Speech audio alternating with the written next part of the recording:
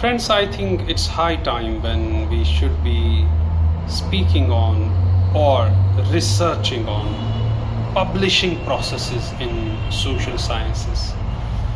Though many things over a period of time have been cleared by the University Grants Commission, UGC, and now many innovative things are coming up, like professor of practice, like no longer PhD mandatory for assistant professor jobs, like many other more facilities, I must say flexibilities that are occurring, that no longer two publications mandatorily needed, or no longer teaching experience is mandatory to enter the academia, an AP job. While these flexibilities are there, I think there are some grave issues that too need to be talked about. And those are the less discussed issues that we as researchers should be discussing and generating a discourse on the theme. See how publications are entangled with everyday research work. What happens to the manuscript you publish? Or what happens to the draft you submit to the journal? And diversity of publications and knowledge in social sciences, whole peer review process, and the impact of research projects, our publication processes and their entanglement with methods, especially research designs, methodology, theoretical background, and whole lot of academic or research relevant processes or publication relevant processes carried out at the desks. And who are these editors? Are they capable enough? Are they trained enough to edit academic writings? The entanglement of publishing process and career trajectories. This is too coming up. There are now researchers who are now trying to research. See, when research becomes the research topic, when researchers are there who are trying to find answers to these questions now, and they are researching the whole publication process from the completion of your paper or draft to its publication in a journal, in an impact factor journal, in a refereed journal. What's the whole process involved? What sort of steps are there? And about academic writing, about academic editing, because there will always be a difference between the mainstream media relevant publications, or I must say journalistic writings, and academic writings, and at the same time the drudgery of writing, at the same time the deadly deadlines, at the same time publish or perish like things are existing at the same time.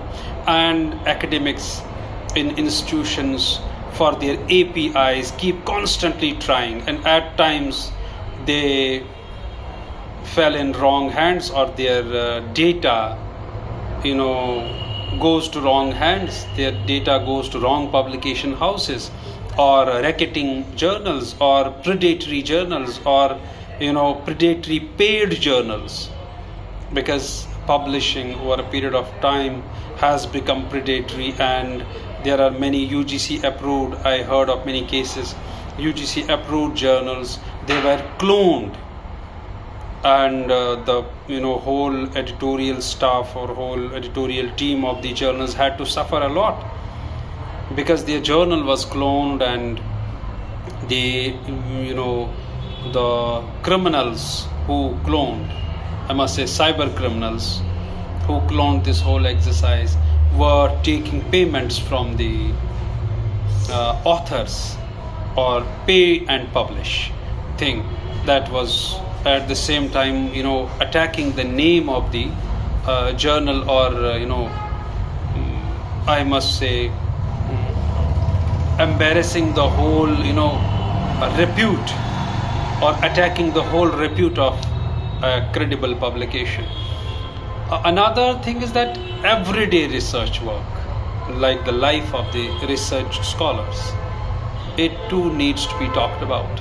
Though now many mouths are opening and people are writing on Facebook posts, people are writing on social media about what is their story of research and how they were oppressed, how they felt suppressed, and how they were the victims of the research ultimately that was otherwise meant for empowerment, that was otherwise meant for intellectual exercises, and how that demeans that whole social life, how they felt frustrated, and what they went through actually, what are their sufferings. I think today every researcher, especially in this part of the world, has a story of suffering.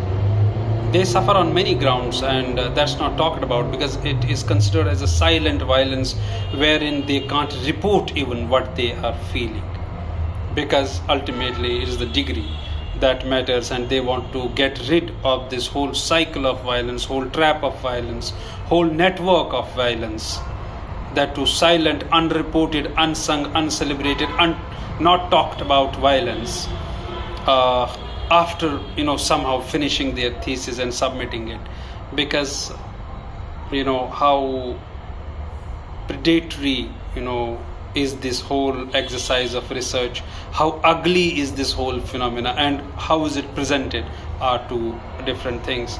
So everyday research work, everyday life of research scholars, everyday suffering of research scholars is something that we need to talk about, that now scholars should talk about, that now scholars need to write about on such things, and expose, like a Me Too forum, or like Me Too exercise happened earlier on sexual harassment, and how people had felt harassed by their oppressors or in the past, and how they named and shamed them. I think such a kind of exercise should come over in academia as well, wherein researchers talk about their sufferings, wherein how they felt and what were the economic conditions, what were the structural part of violence that they should narrate about in their stories. Therefore, and the publishing process, publishing in journals, publishing articles, the story of writing those articles, the defined formats wherein you need to publish a particular paper, and you have to adhere to a particular style sheet. That's important. And how at times the theme doesn't matter, the content doesn't matter, but the craftsmanship of the article matters. I mean, how have you followed our style sheet matters, and if it goes out of the style sheet, it gets ultimately rejected. Therefore, what is that story of struggle, or I must say the stories of the struggle of all those research scholars who want to publish but face hardships, but face hurdles, and face too much to reach to that level, and to be called as doctors, to be called as reputed researchers, and to publish in reputed journals. What happens to your data ultimately? Especially when your paper is accepted but later rejected. Especially when your submission is acknowledged but you get a rejection mail after 1.5 years. I recently got one from APW, that too after 1.5 years. Therefore, one has apprehensions. As a researcher, we do have apprehensions. What happens to the data that we submitted, and what should be the return process of the journals? How should they return a manuscript, and should they delete it ultimately from their journal bank, from their journal pool, from their article, I must say, publication pool? And should that process be too transparent? How can we validate that thing? How can we make author believe that his data will not be manipulated, that his data is safe with a particular journal repository?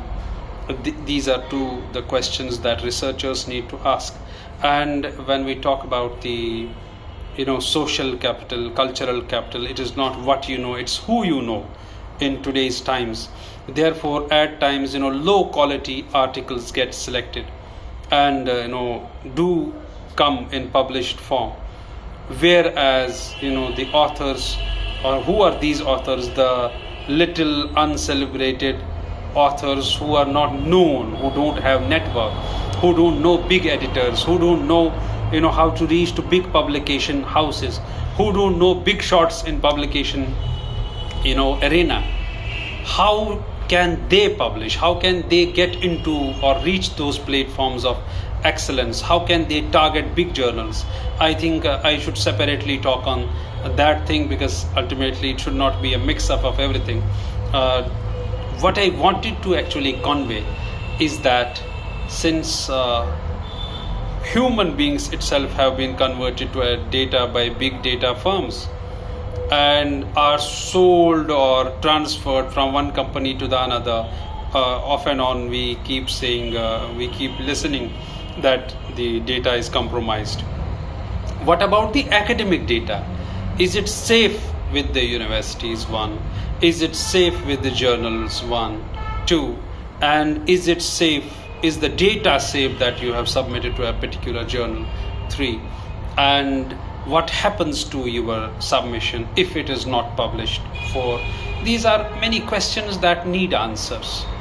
And if a journal returns, what should be the policy? If a journal rejects, what should be the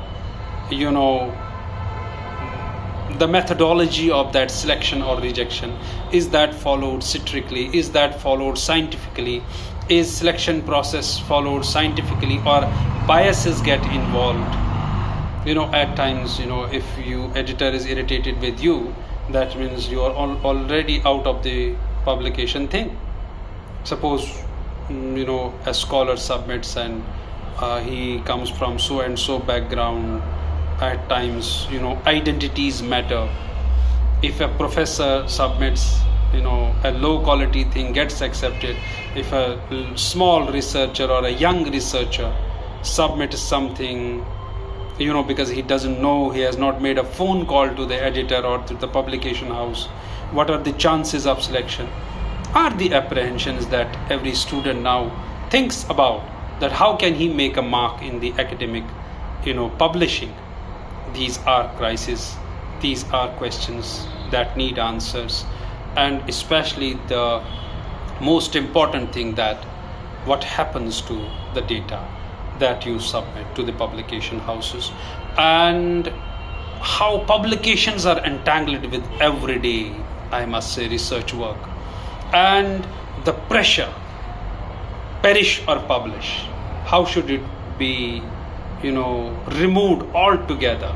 And students are motivated for excellence. Students are motivated for refereed journals. Students are motivated for high impact factor journals, and not to write everywhere or publish everywhere, wherever they get chances to publish, or paid publishing.